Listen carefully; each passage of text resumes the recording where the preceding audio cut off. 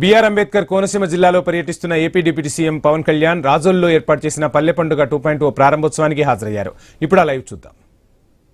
ఇంకా మీరు సామాజిక మాధ్యమాల్లో తిడుతానే ఉన్నారు. మళ్ళీ ఇంకొకసారి హెచ్చరిస్తున్నా. పిఠాపురంలో ఒకసారి చెప్పాను మీకు,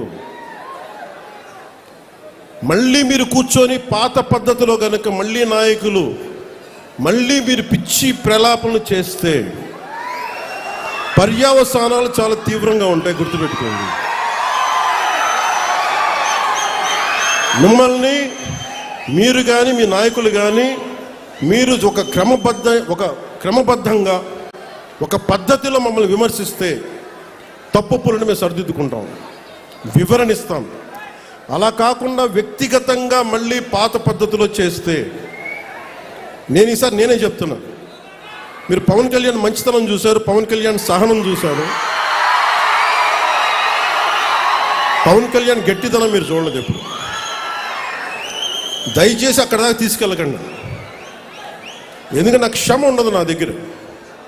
మీలాంటి వాళ్ళకి రిపీటెడ్ అఫెండర్స్కి, క్రైమ్ చేసి తప్పించుకుందాం అనుకున్నోడికి, రిపీటెడ్ అఫెండర్స్కి నా దగ్గర క్షమ ఉండదు. చాలా భరిస్తాం, చాలా సహనంతో తీసుకుంటాం. కానీ పదే పదే కూర్చోబెట్టి మేము ఏదైనా చేస్తామని మీరు మళ్ళీ పాత పద్ధతిలో చేస్తే వీఆర్ క్లోజ్గా మానిటర్ చేస్తున్నాం. ఎవరు ఏం మాట్లాడుతున్నారు, ఎవరు ఏం చేస్తున్నారు, మీకు అవకాశం ఇస్తున్నాను.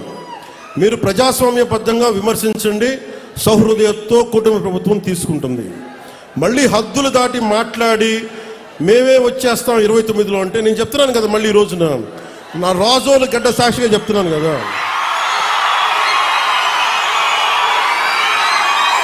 నా రాజోలు గడ్డ సాక్షిగా చెప్తున్నాను.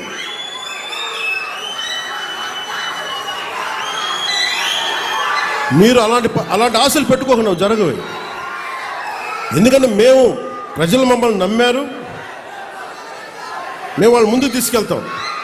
నేను మీ చేత మీ ఏ సమస్య ఉన్నా కానీ మనందరం కూర్చొని, ఉదాహరణకి మన ఆటో డ్రైవర్ సోదరులు ఒక సమస్య చెప్పారు, మాట్లాడుతాం దాని గురించి. ఓకే, సమస్య ఏముంది, కూర్చోబెట్టి మాట్లాడి, ప్రజాస్వామ్యం అంటే అదే కదా. ఒక సమస్య ముందుకు వస్తే మనం వింటాం, దానికి ఎలా పరిష్కార మార్గం వెతుకుతాం. అందరం కలిసికట్టుగా దేశాన్ని సమాజాన్ని నిర్మిద్దాం.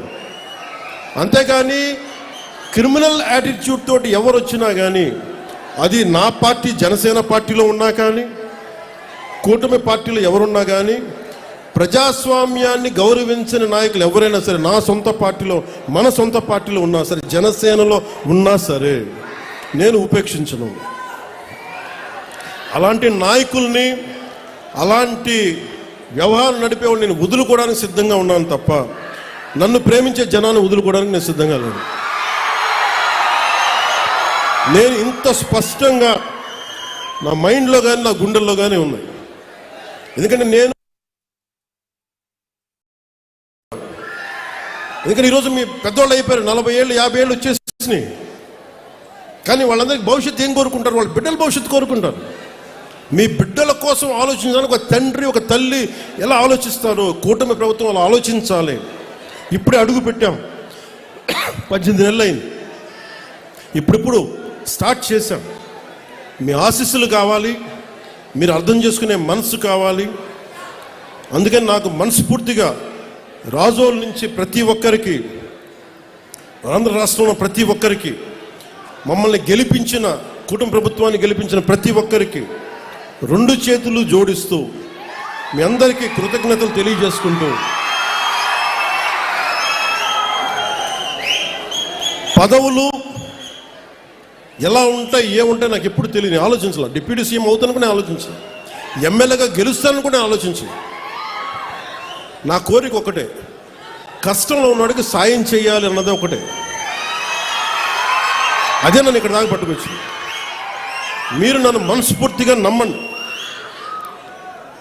ఇందాక చెప్పినట్టుగా ఒక ఇంటికి పెద్ద కొడుకు ఎలా ఉంటుందో, ఈ ప్రభుత్వాన్ని ఒక పెద్ద కొడుకుగా భావించి మీరు నమ్మండి. మీరు దీనికి ఒక 15 సంవత్సరాల సమయం కావాలి మాకు. అందుకని ఈ రోజున 100 కోట్లు ఇవ్వగలుగుతున్నాం అంటే 2014 నుంచి 19 వరకు 2019 నుంచి 24 వరకు కనీసం ఎన్ని కోట్లు వచ్చినాయి మీరు చెప్పండి ఒకసారి మన కోనసీమకి. దీన్ని బట్టి మీరు అర్థం చేసుకుని ఎంత కమిటెడ్గా పనిచేస్తున్నామని. ఒకవైపు ఉపాధి మనకి హామీ, మనకి ఏవైతే హామీలు చెప్పామో సూపర్ 6 అవి అమలు పరుస్తూ, రోడ్లు వేస్తూ, ఇన్ఫ్రాస్ట్రక్చర్ డెవలప్ చేస్తూ, చాలా ఒకవైపు వాళ్ళ దోపిడీని ఏం చేశారని బయటకు తీసుకొస్తూ చాలా ఇబ్బంది పడతా ఉన్నాం. వీటన్నిటి మధ్యలో కూడా ఇంత సమర్థవంతంగా రాష్ట్ర ప్రభుత్వాన్ని నడుపుతున్నామంటే గౌరవ ముఖ్యమంత్రి గారి నాయకత్వంలో మేమందరం కలిసి మీ ఆశీస్సులు కావాలి, మెండుగా కావాలి, మాకు బలాన్నిచ్చే మీ ఆశీస్సులు కావాలని కోరుకుంటూ మీ అందరితోటి నా కోనసీమ సోదరులకి, సోదరిమణులకి, ఆడపడుచులకి, అక్క చెల్లెళ్ళకి, కార్మిక సంఘాల నాయకులకి, ప్రతి ఒక్కరికి పేరు పేరున ధన్యవాదాలు తెలుపుకుంటున్నాను.